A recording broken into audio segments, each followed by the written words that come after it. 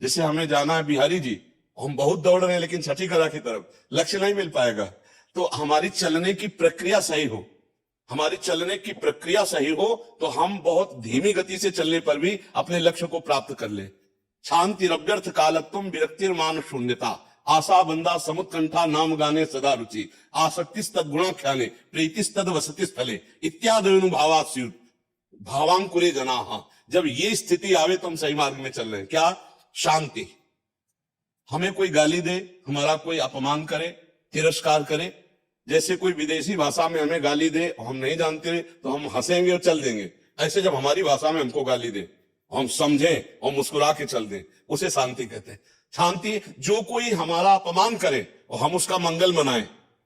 पहला इस सूत्र जो परमार्थ का है वो बहुत बहुत ही कठिन रखा गया, शांति पहला ही रखा गया है। साधु का सबसे बड़ा गुण तितिक्षा। जब कपिल भगवान साधु के लक्षण वर्णन तो तितिक्षा सबसे पहला लिखा। ये तितिक्षा में हम फेल हो जाते हैं। जो यमहीन व्यथ्यंते पुरुषम पुरुषर्षव सम दुखा सुखाधीनम सोमृतत्वाय कल्पते, जो इस व्यथा को सह जाए। महाराज, व्यथा को सहना बहुत कठिन है।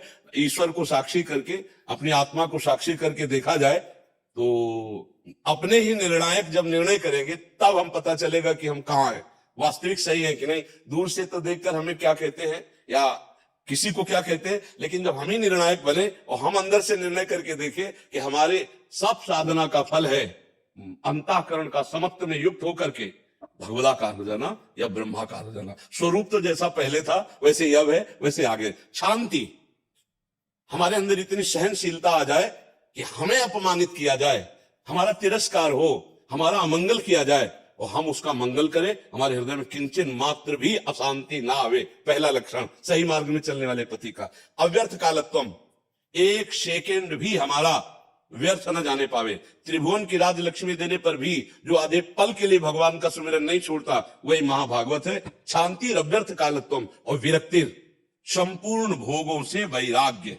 त्याग कहते हैं भोग की इच्छा होने पर हम नहीं भोगेंगे क्योंकि भगवत मार्ग के पथिक है, और वैराग्य कहते हैं भोग की इच्छा ही ना हो। विरक्ति और मान शून्यता, किंचन मात्र भी मान की आकांक्षा ना हो, सभी मान प्रद आप अमानी।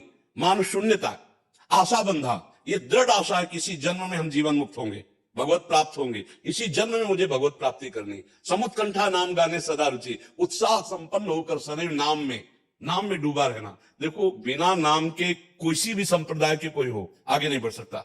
जैसे संन्यास मार्ग में है तो प्रणव है, प्रणव में चित्त वृत्ति को निरंतर लगाइए, प्रणवाकार वृत्ति कर दीजिए तो वही प्रणव त्रिगुणात्मिका माया के द्वारा रचे हुए स्थूल सूक्ष्म कारण से आपकी रति हटाकर स्वरूप में स्थित हो जाएगा। बिना जप के, बिना चिंतन के समय व्यर्थ जो करते हैं वो अध्यात्म की ऊंचाई पर नहीं चढ़ पाते हैं। व्यक्ति मान शून्यता, आशा बंदा समुत्कंठा नाम गाने सदा रुचि। उत्कंठा, उत्साह सहित मानो परम धाम हम बटोर रहे हैं। ऐसे जैसे गरीब आदमी रुपया के लिए ओवर टाइम करता है, ऐसे हम अलग एकांत छुप करके अपनी चित्त वृत्ति को अपने आराध्य देव के नाम में लगाएं। जितना नाम हमारा चलेगा उतना ही हमारे अंदर ज्ञान का, भक्ति का, वैराग्य का प्रकाश होगा। और आसक्ति तद्गुणाख्याने, भगवान के चरित्रों के कथन श्रवण में आसक्ति होनी चाहिए। ये बड़े बड़े सिद्धों में देखी गई, श्री सुखदेव जी में, सनक सनंदन सनातन सनत कुमार में, भगवान शंकर में, बड़े बड़े महापुरुषों में देखी गई। तो साधक के लिए ये साधना है और सिद्धों का ये स्वादनी विषय है, भगवान की लीलाओं का गायन, भगवान की लीलाओं का श्रवण। और आसक्ति तद्गुणा खाने पीति तद्वत्ति स्थले, जहां हमारे प्रभु की दिव्य लीलाएं हुई है, जैसे काशी है, अयोध्या है, चित्रकूट है, वृंदावन है, इन्हीं में हमारा वास, इन्हीं में हमारा भ्रमण होना चाहिए। भागवतिक स्थानों में हमारा भ्रमण होना चाहिए, भगवत लीला गुणगान में हमारी रुचि होनी चाहिए। एक क्षण भी हमारा समय व्यर्थ नहीं जाना चाहिए। बहुत सहनशील, निरंतर भगवत स्मरण परायण। तो अभी मंजिल हाथ में है, प्राप्त थोड़ी करना है, भगवान तो प्राप्त है।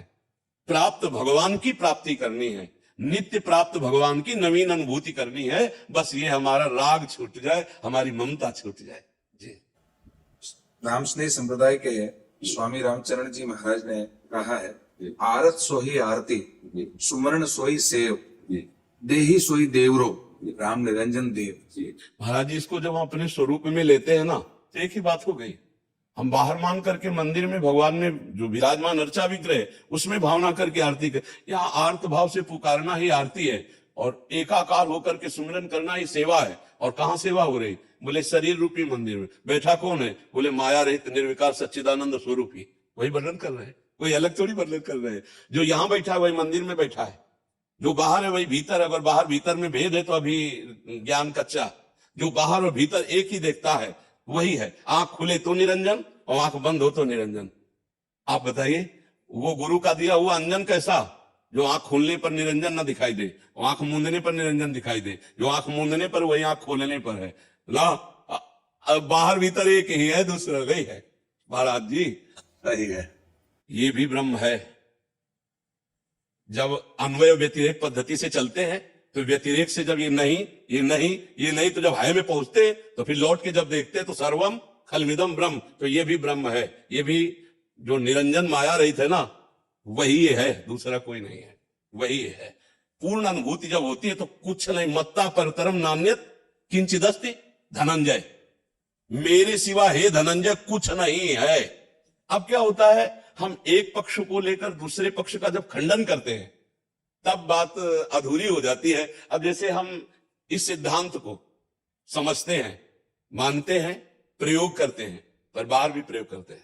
एक आरती ऐसे होती है और फिर आरती ऐसे भी होती है। एक भोग उधर लगता है तो एक भोग इधर भी लगता है। उधर भी स्वामी है तो इधर भी स्वामी है, और खोजो तो सेवक है ही नहीं। जब खोज पूरी हुई, ऐसा नहीं कि भक्त ज्ञानी होता है, भगवान भगवान ज्ञान समुद्र है, गुरुदेव ज्ञान समुद्र है। जब चित्त जुड़ता है तो संपूर्ण ज्ञान प्रकाशित हो जाता है। तो वही जो हमारे नेत्रों में अंजन बनकर बैठा हुआ है, प्रिय मूर्ति नयनन बसे, वही निरंजन है, दूसरा कोई है नहीं। जो अंजन बन के हमारे नेत्रों में लगा हुआ है, गौर श्याम अंजन, वही निरंजन है। और अगर कोई और निरंजन है तो अभी समझ में नहीं आया। जिसे हम अपने आराध्य देव कहते हैं वही हमारी आत्मा है। आत्मा हरिवंश प्रगट परमानंद श्री हरिवंश प्रमाण मनम, श्री हरिवंश विदित विधि वेदम, श्री हरिवंश जो तत्व वेदम। जब सही मार्ग से भक्ति की जाती है तो अभेद तत्व का बोध हो जाता है। जो यहां है गुरु में, वही यहां बैठा हुआ है, केवल ढांचे अलग अलग हैं। ऐसे ही मंदिर में जो हम भाव कर रहे हैं तो हृदय मंदिर में भी वही विराजमान है। नारायण या गौर श्याम को हृदय निकुंज बसइए। अब जो जहां रम गया उसके लिए वही महान है, पर खंडन ना किया जाए। जो खंडन होता है वो थोड़ा ऐसा बताता है कि ज्ञान अभी परिपक्व अवस्था को प्राप्त नहीं हुआ है। अब प्रायः जो खंडन होता है वो अपने पक्ष की दृढ़ता करके दूसरे के पक्ष का विरोध होता है। पर हम गौर से देखें तो जो दूसरा पक्ष चल रहा है वो किसकी आराधना कर रहा है? उसी तत्व की आराधना कर रहा है। तो वो पहुंचेगा वहीं जहां आप हो, वहीं वो पहुंचेगा। तो उसको प्रोत्साहन दिया जाए कि ना कि खंडन किया जाए। जैसे निरंजन माया रहित आत्मस्वरूप की आराधना की बात की जाती है, उसकी आराधना यही, बस उसको जान लो, अपने स्वरूप को जान लो, यही आराधना है। न वहां कोई आरती है, न वहां कोई पूजा है, न वहां कोई पुजारी है, न वहां कोई पूजा सामग्री है।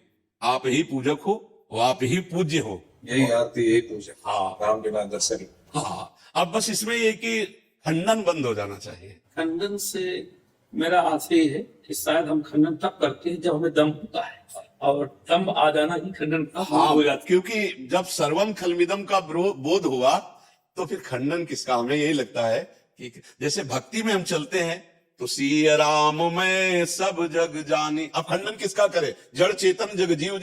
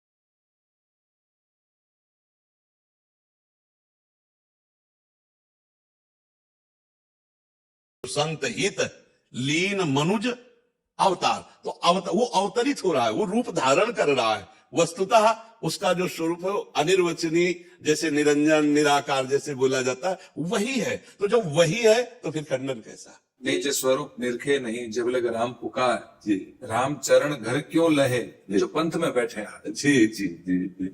भक्तों की भी आखिरी बात यही होती है कि अब मैं हरि को भजता नहीं, हरि मुझे भजता है।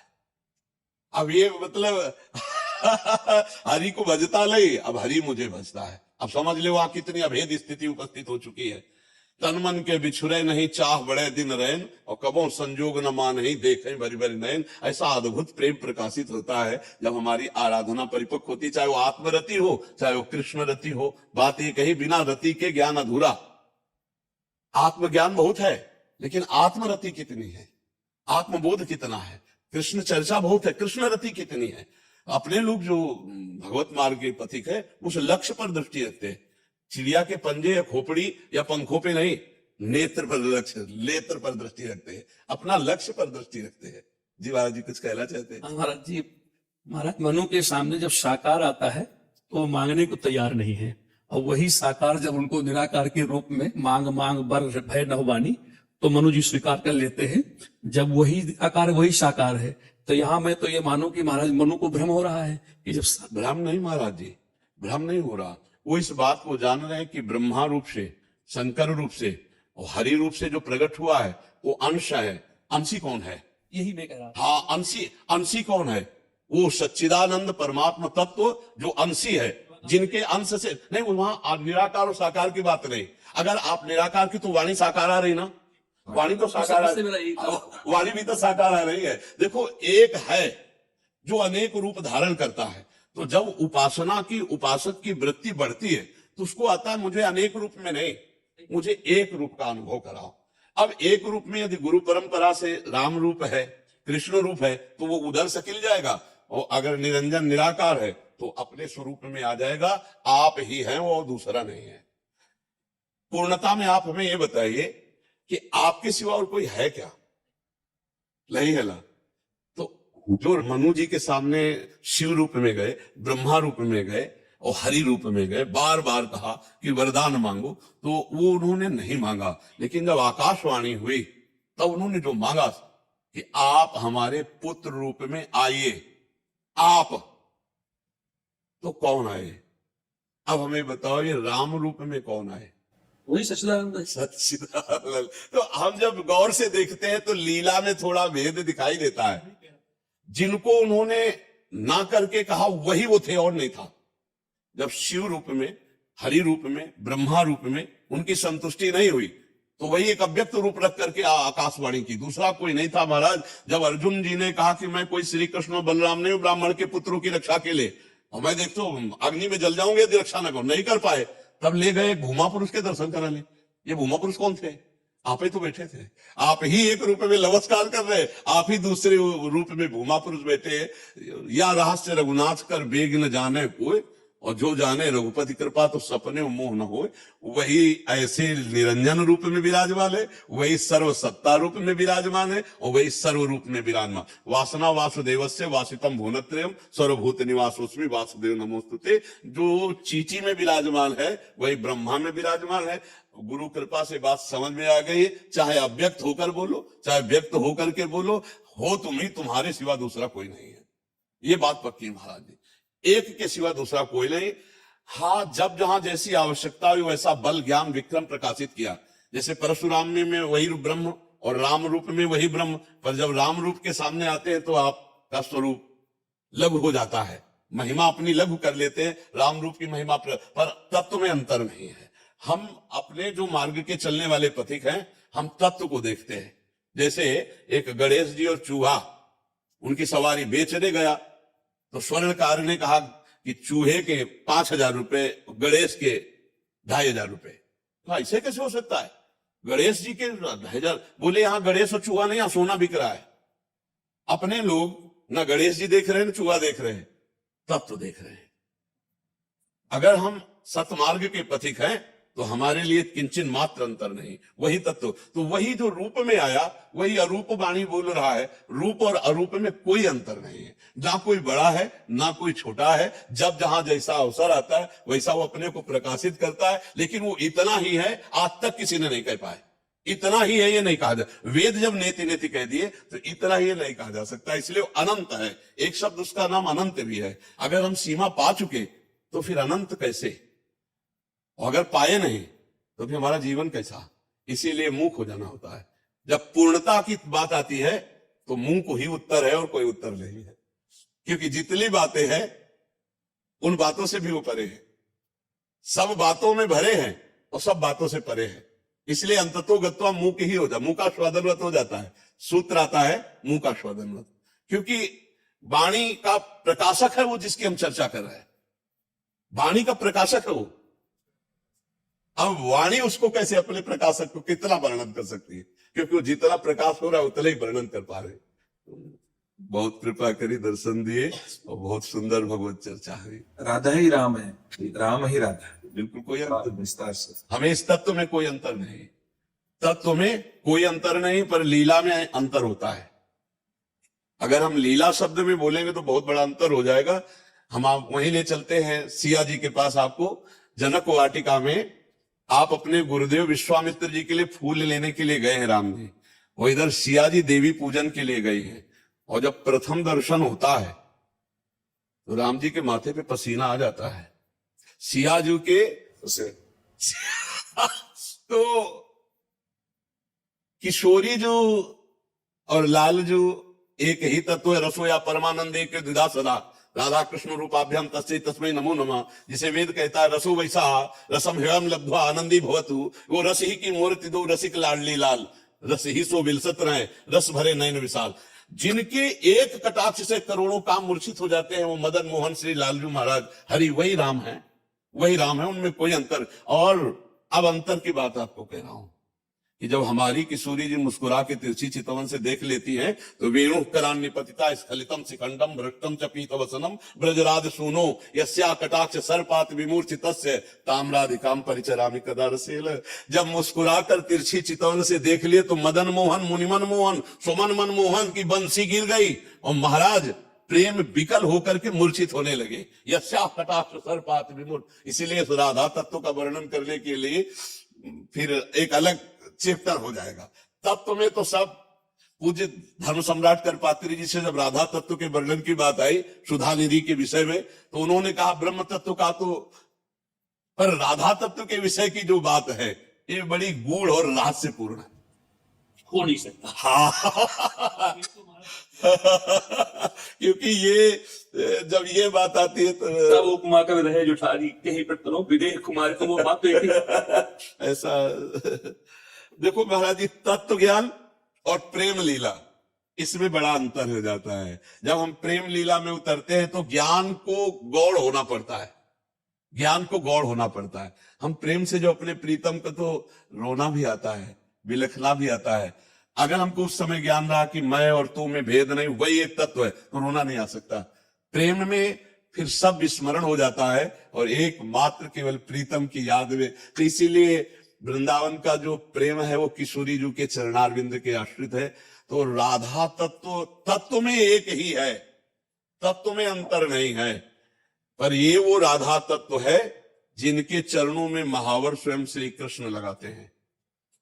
रसघन मोहन मूर्तिम विचित्र केलि महोत्सवोल्लसितम राधा चरण विलोडित रुचिर शिखंडम हरिम बंदे। श्री श्यामाजू के चरणन की बलिहारी जे है बसत किशोर लाल के प्राणन मध्य सदारी।